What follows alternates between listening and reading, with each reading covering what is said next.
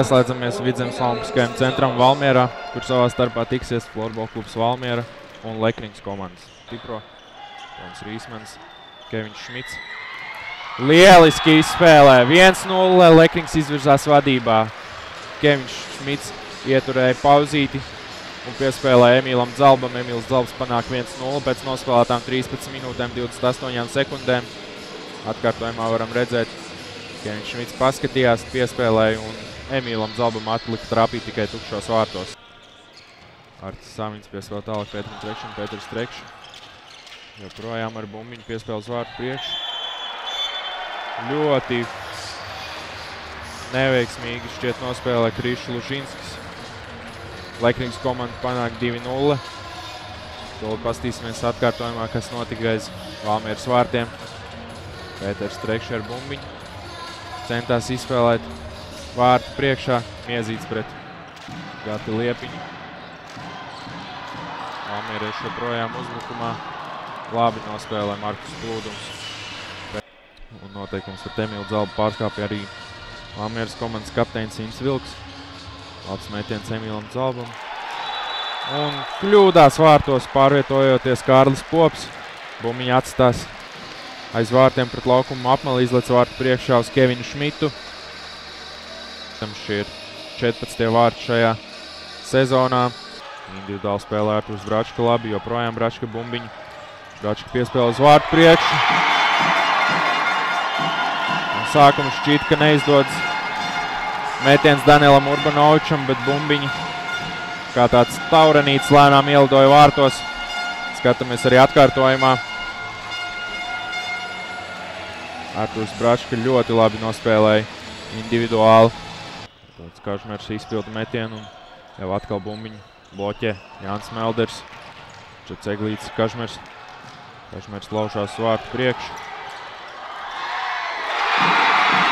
Labi izspēlē ārā Ričardam Eglītim. Un Ričards Eglīts no distances panāk 2-3 Valmieras komandai. Nu, rezultāts starpību samazināt līdz minimumam. Labs metiens pārdevās 36. numuram. Bernāts kļūdās, Ričards Eglīts pret Plūdumu. Paveicās šoreiz Leknings komandai. Ļoti bīstams moments valmieriešiem. Varam redzēt atkārtojumā, kā kļūdās Bernāts Eglīts.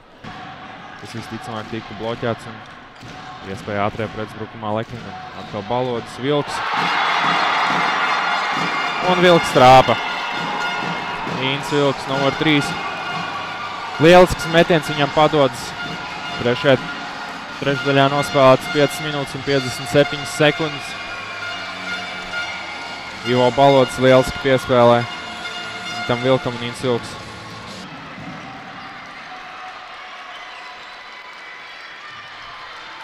Lielisks metiens padodas Kevinam Šmitam. Un viņš gūst aizturētā soda laikā 4. vārtus Leknings komandā. Leknings panāk vadību 4-3.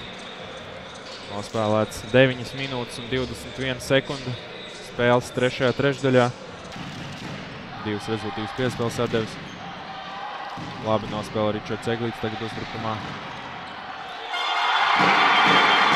Kļūdās Markus Plūdums vārtos. Nepaņem tuvo stūri. Tācāk arī uzņemās atbildību par šiem zaudētajiem vārtiem.